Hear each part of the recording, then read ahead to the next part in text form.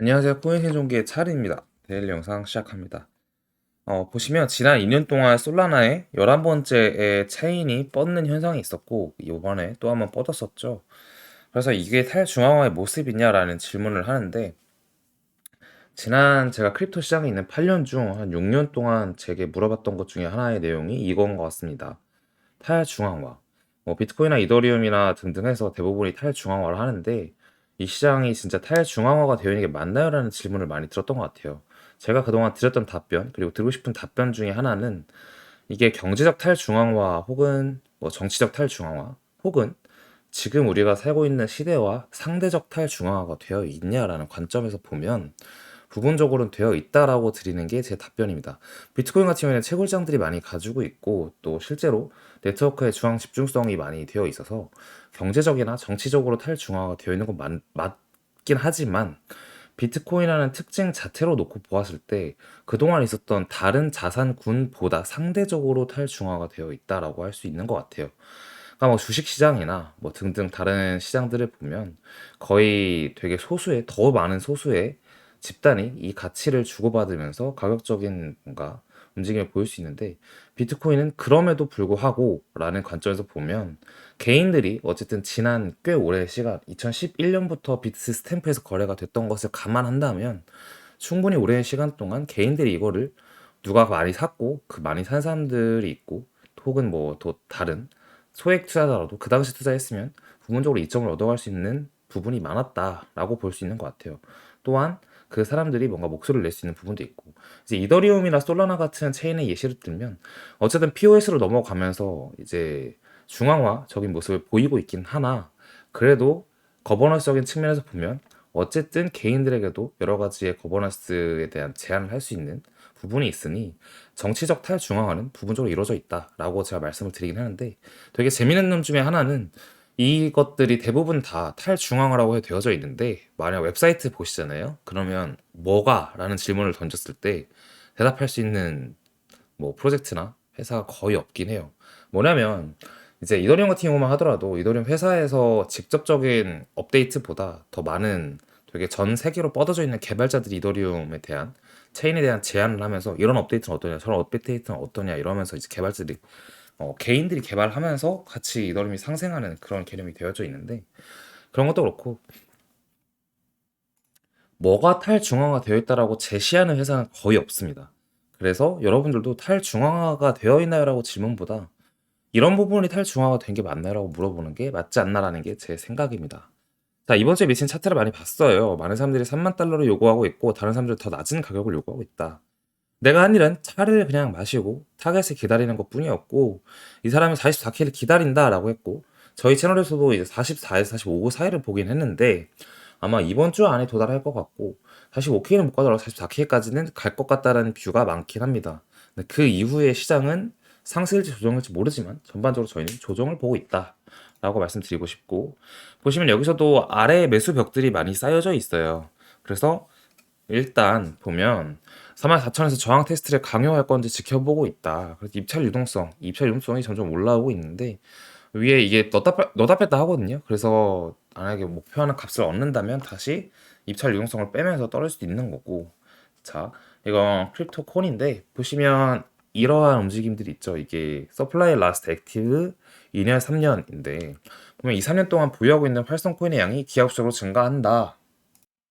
보시면 증가했다가 이 2, 3년의 보유량이 줄어드는 시점, 이게 이 시점부터 1년에서 1년 6개월, 여기는 11개월이고, 1년 6개월이고, 1년 정도였어요. 이 이후의 기간에서 고점이 탄생을 했다. 따라서 우리는 최소한 11개월에서 최대한 1년 6개월이라는 기간을 지금 여기서부터 떨어지기 시작했으니까 놓고 본다면 그게 아마도 올해 말이나 내년 여름 정도가 될 텐데 그 사이가 되면 이제 고점이 형성이 된다라고 보고는 있습니다. 따라서 전반적으로 길게 보았을 시에는 올해와 내년까지가 장이 좋을 가능성이 꽤 높다라고 우리 예측할 수 있는 거고 또 보면 이전 2주기에서 반감기와 황금 비율 0.618 사이의 기간은 모두 163일이었다라는 건데 보시면 618 리젝션이라고 해서 과거에 있었던 데이터인데 과거에 이 구간에서 반감기가 존재했고 반감기 이후에 163일이 지나서야 이 구간을 뚫어내면서 올라갔다.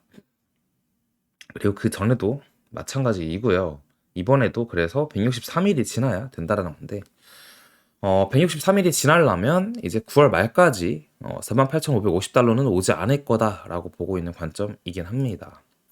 그리고 또 하나 재밌는 점이 하나 있는데요. 이거는 차트를 보시면서 여러분이 화면을 멈춰놓고 무슨 얘기를 하는 거지라고 한번 보면서 같이 보시는 게 도움이 될 것 같은데, 자, 설명을 하자면 보시면 1이라는 미지의 구간을 잡고 고점을 0.786이라고 잡았을 때 이 뒤에가 없는, 여기가 없는 관점에서 여기까지만 존재할 때 0.786이 신고점 최고점이었다라고 가정을 한다면 다음의 고점은 1이 될 것이다 라고 보았을 때 새로 장이 이렇게 흘러가면서 고점이 탄생했네. 근데 이게 지난번에 1이었네가 되는 거고, 그러면 이번에도 1을 잡고 여기 0.786이라고 가정을 하면 다음 고점은 1이겠네. 라고 보았을 때 또 한 번 고점을 탄생해서 1로 갔습니다. 자, 이렇게 볼 수 있는 거고, 그리고 이 고점 또한, 직전에 보면은, 직전 고점은 0.5 구간이었다고 가정을 한다면, 보시면 여기도 0.5는 아니지만, 비슷하게 있는 모습이고, 여기서 지난번에 있었던 21년도의 최고점을 기준으로 보았을 시에 0.5 구간이 직전 고점에 비슷한 구간이었다라고 가정할 수 있습니다.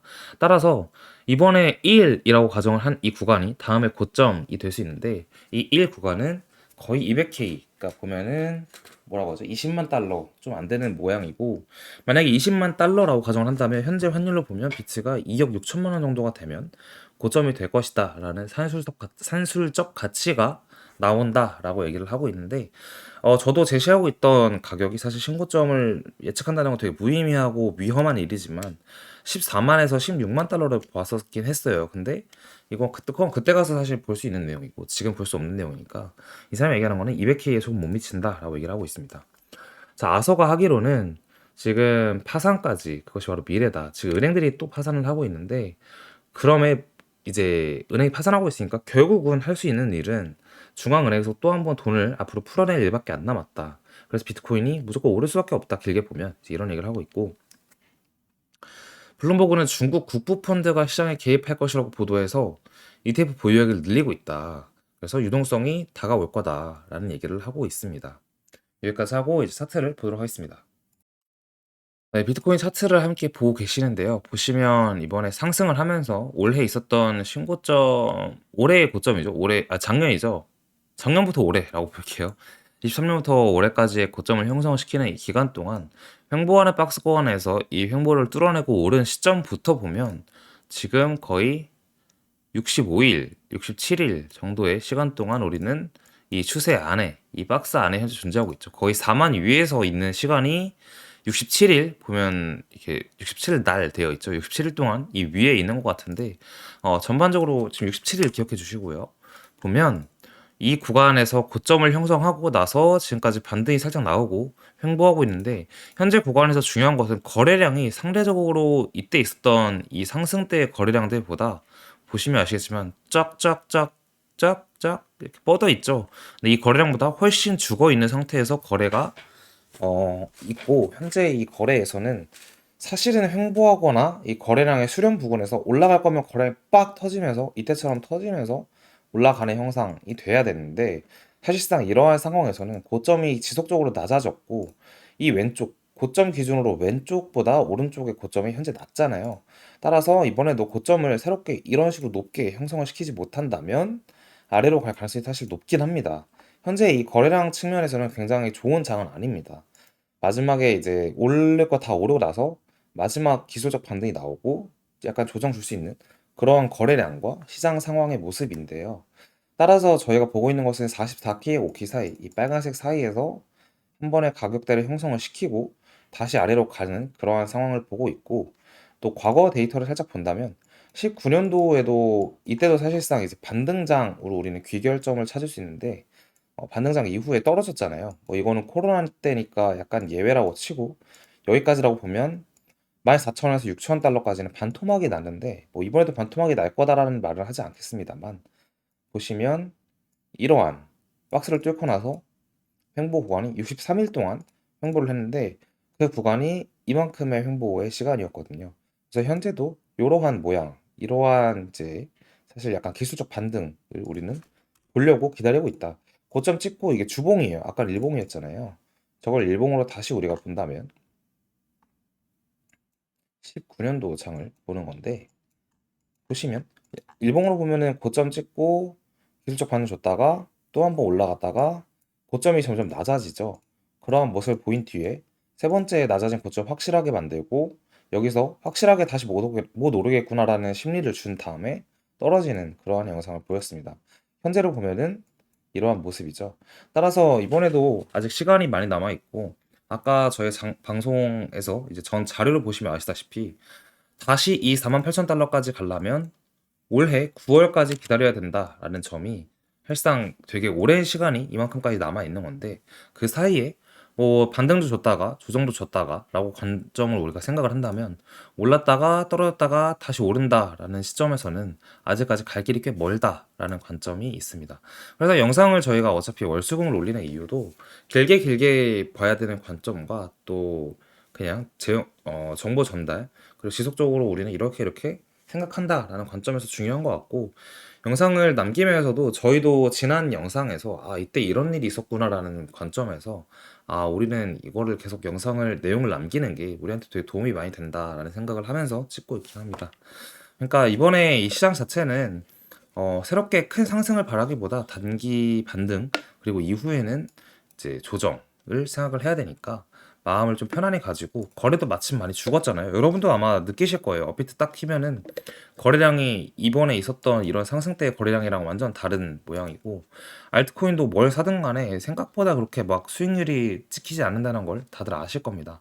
그래서 되게 흥미롭지 않은 그러한 시장인데 따라서 그냥 마음을 좀 푸근하게 가지고 조금 장기적으로 보면서 시장을 대응하기를 권장드립니다.